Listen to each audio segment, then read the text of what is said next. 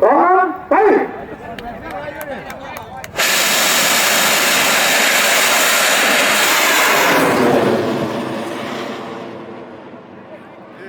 ไปลูกฟ้าวาสนา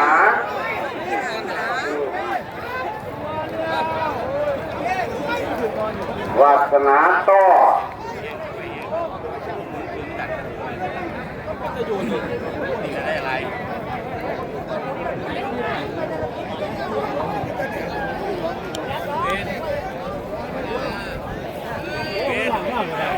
30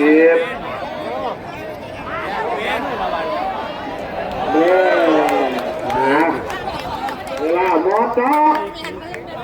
เทพศิริครับถือว่าการแต่งตัวเร็วนะครับแต่งตัวได้ไว